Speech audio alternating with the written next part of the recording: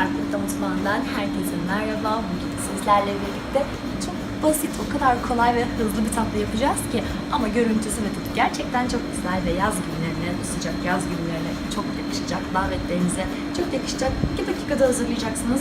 Malzemelerini hemen size saymaya başlıyorum. Malzemeler için elimizde kremamız var. Bir adı da yok bu arada, söyleyemedim ama birazdan ılık beyaz çikolatalı donmuş meyveli tatlı diyebilirsiniz.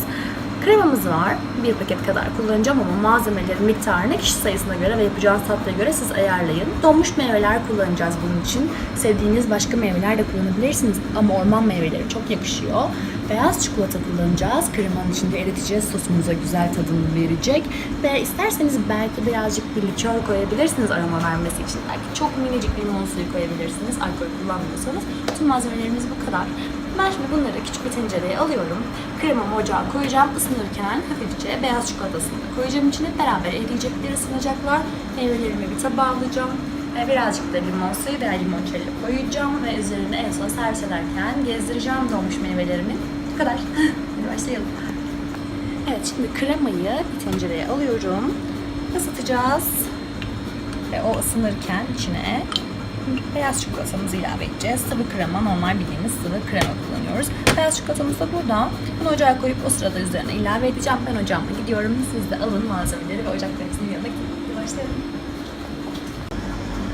Evet, kremamız hafifçe ısındı ve kıvamını aldı. İyice sıvılaştı. Evet, çikolataları içine sadece koyuyorum. Biraz beyaz çikolata ilave edeceğiz. Hem tadını verecek, şeker verecek, hem yoğunlaşacak. Çok güzel olacak gerçekten. Dediğim gibi çok basit. Miktar yeterli olduğu için hepsini koymadım. Birazcık erisin bakacağım. Biraz daha alabilir.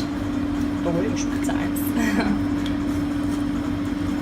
Yani burada bir paket 200 ml kremanın içine yine bir paket 80 gramlık çikolatalardan koyabilirsiniz. Yeterli olacaktır. Ama dediğim gibi kişi sayısı fazlaysa siz ona göre malzemeleri arttırabilirsiniz. Hepsi bu. Şu anda bu aşamada isterseniz ocaktan alınca üzerine de birazcık seviyorsanız ve kullanıyorsanız sevdiğiniz bir likörden birazcık koyabilirsiniz. Güzel bir tat verecektir. Ya da hafifçe limon suyu aldıktan sonra ocağın üzerinden ilave edebilirsiniz.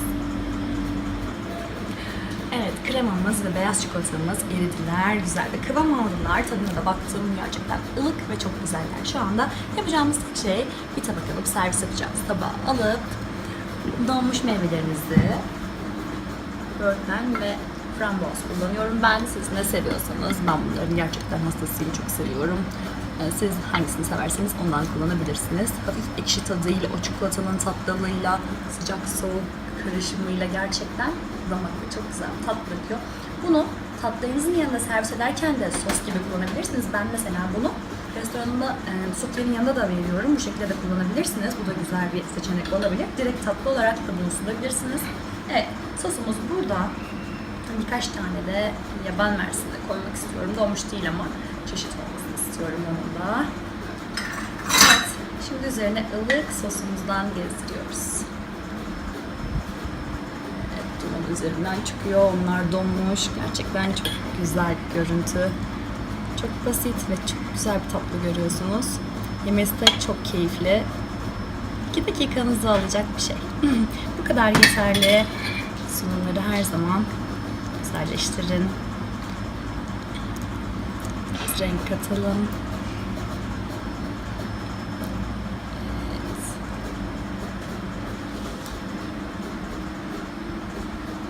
Hazır oldu bile.